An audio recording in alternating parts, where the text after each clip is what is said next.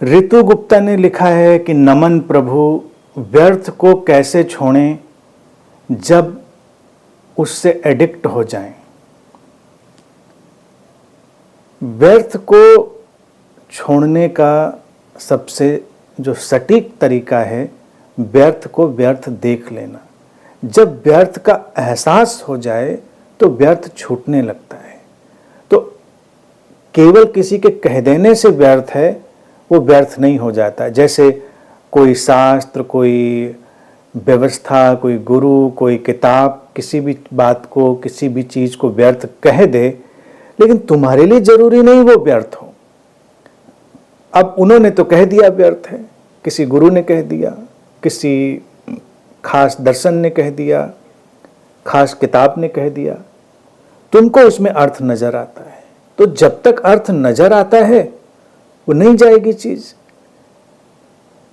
लाख दुनिया व्यर्थ कहे, और अगर तुमको व्यर्थ दिखाई दे जाएगा तो व्यर्थ का एडिक्शन चला जाएगा।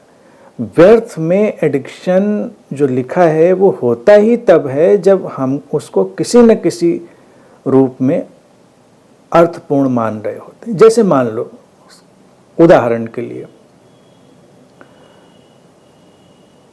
तुम सिगरेट ही पीते हो, निकोटिन है या जो भी वटेवर, उसका एडिक्शन है, स्मोकिंग का एडिक्शन है।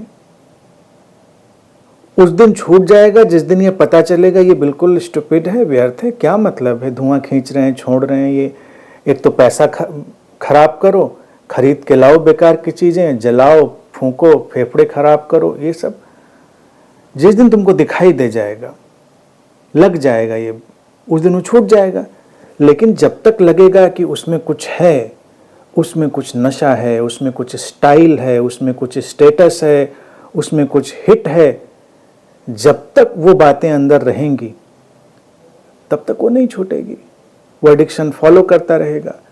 अब जो हिट होता है, जो भाई नशा भी तो कोई इसीलिए करता है कि उसको कुछ अच्छा लगता है, लेकिन उसके समानांतर अगर उसने कुछ और जीवन में अच्छा खोजा और उसको लगा कि नहीं, जीवन तो इसके बिना भी बहुत सुंदर है, और ये चीज़ तो बल्कि जीवन के सुंदरता में बाधा ही डालती है, उसको जटिल बनाती है, कॉम्प्लिकेट कर देती है, ये देखा तो ज़्यादा देर वो चलने वाली नहीं है।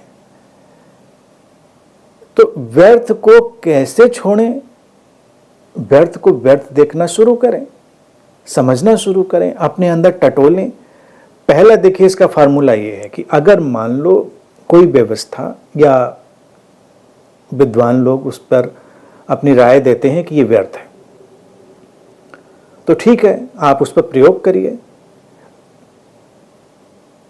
क्या सचमुच में व्यर्थ है? तुम्हारे लिए कितना व्यर्थ है? उसके बाद जब उस एक्सप्लोरेशन में, उस खोज में जाएंगे और उसको देख पाएंगे उसकी व्यर्थता को, तो वो अपने आप छूट जाएगा। जीवन में आज तक ऐसा नहीं हुआ कि कोई व्यर्थ चीज हुई हो और किसी को छोड़ने में उसमें बहुत प्रयास करने पड़े हो। देखते देखते तुमने किसी चीज पर मुट्ठी बांधी थी, तुम उसको कीमती मानकर चल रहे थे, इसीलिए मुट्ठी बांधी थी। अचानक तुमने मुट्ठी खोलकर देखा, अरे ये हमने किस चीज पर मुट्ठी बांध रखी थी, तुम तुरंत छोड़ देते हो।